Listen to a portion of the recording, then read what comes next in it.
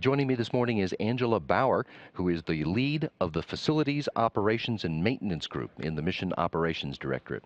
Angela, when you tell somebody what it is that you do for a living, how do you explain what that job is? Well, if that person doesn't work here at NASA, the way I explain it is that everything that you see when you look at this room on television is something that my group controls.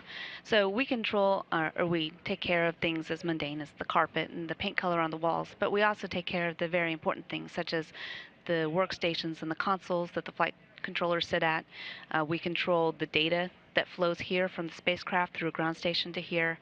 We take care of the processing that happens to that data. We make sure that that data gets down to the flight controllers so that they can see it and view it and look for troubleshooting and do their jobs.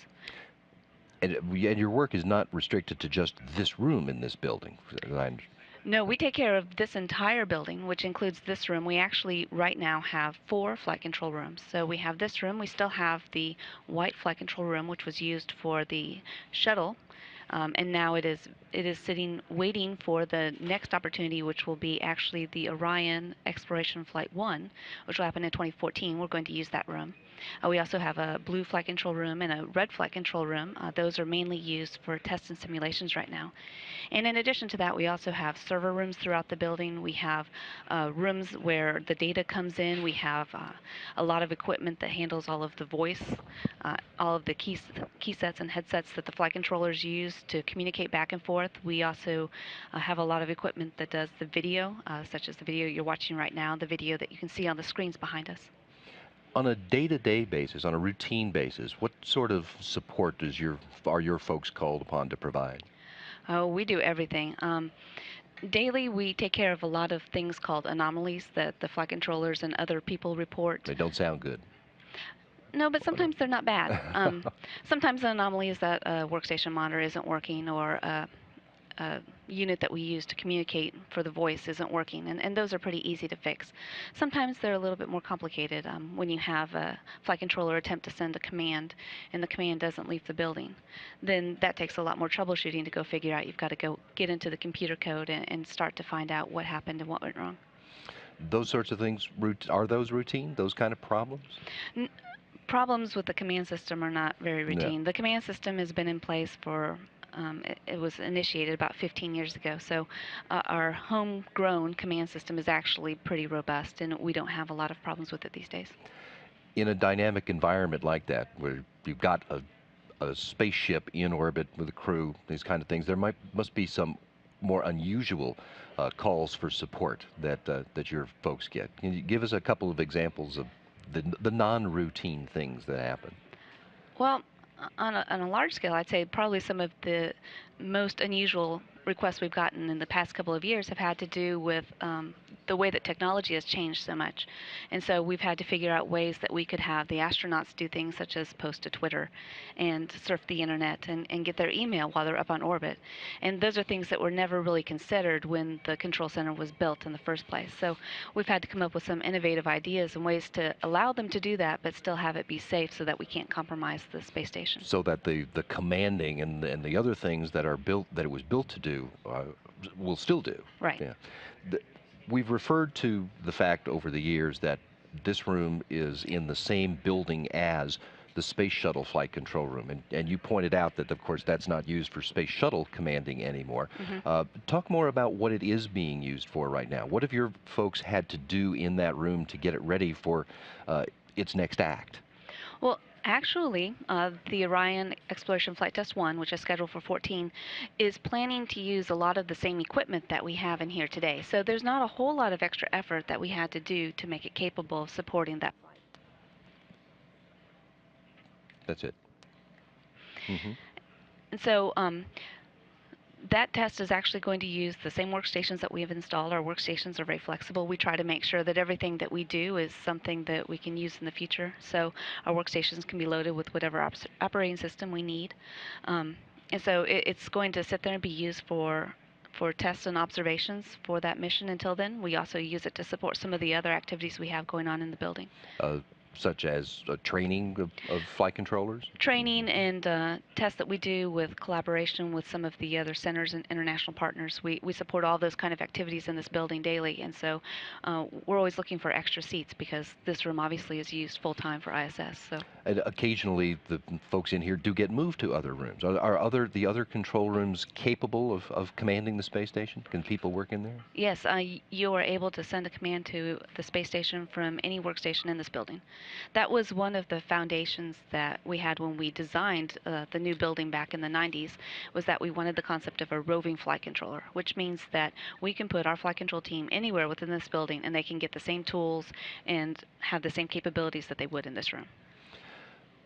Your group is responsible for all of the control rooms and everything in this building, as well as another building that is elsewhere at JSC, the Jake Garn Simulator and Training Facility, Building 5. What sorts of things are you folks supporting over there? Yeah, that's right. A couple of years ago, we found some efficiencies in combining the operations of this facility and the training facility. And so our main capability over there right now is the space station training facility, where we have a mock-up of the modules of the space station, and all of them are functional. We have computer models in there that aren't exactly what you have on board, but are close enough that we can train our flight controllers and our astronauts to identify and troubleshoot problems. It also allows them to go through their standard procedures and get adept at that as well. And the other thing that we have coming into Building 5 is that we're constantly looking forward. We're trying to find the next innovative way to make what we do here more cost effective. And we have a project called Training Systems 21, TS21, and they are looking at ways to have that capability not only for the space station, but also for any other visiting vehicles that we would have. And so we have a lot of work going on in that facility, building up for that future implementation out in 2015. Yeah, I assume that you've also been involved with the changeover, because there were a lot of space shuttle training facilities that were in that building until recently, too.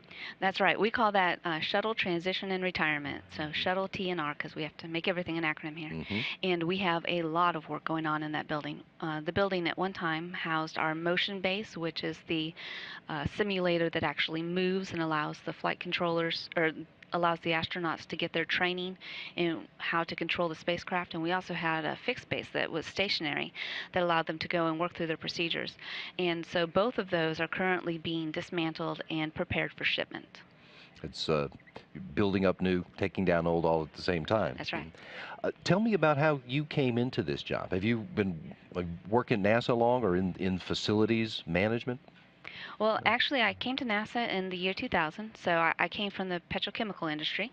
That's not a standard career path that most people take. A lot of people come straight out of college, but so I came here in 2000 and I went into flight control. I was a shuttle electrical power systems flight controller, and then in 2003 I was given the opportunity to move over to the facilities division, which handles all of the infrastructure that you see here, and I was actually the project manager for the last update that we did to all of the workstations. And so I've been in facilities since 2003.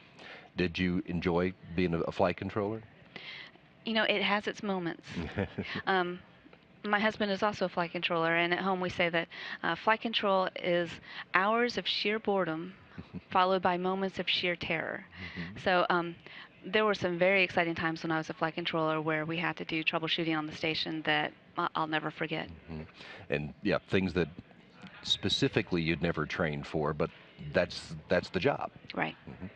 Uh, Coming out of the petrochemical industry, what was your education background? What education gets you ready for that job and this one too? Well, I'm actually a mechanical engineer. So I did mechanical engineering when I was in petrochem, and when I came here, I switched over to electrical, and then I've been doing computers ever since. So I think for flight control, really the important thing is that you have a degree in science and math. So it doesn't matter what your degree is. My fellow coworkers had physics degrees, math degrees, all of the engineering degrees.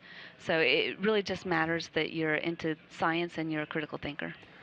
And do you have the excitement of space flight, being in charge of keeping the building running? It's very exciting.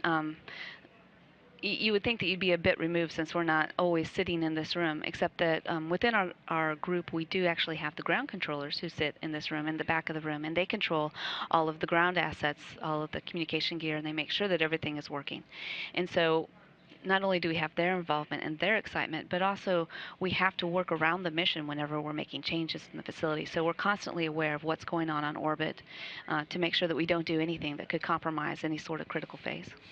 I know I appreciate the fact that all this stuff works, and everyone else does too. Thank you. Angela Bauer is the lead of the Facility Operations and Maintenance Group in the Mission Operation Directorate here at the Johnson Space Center.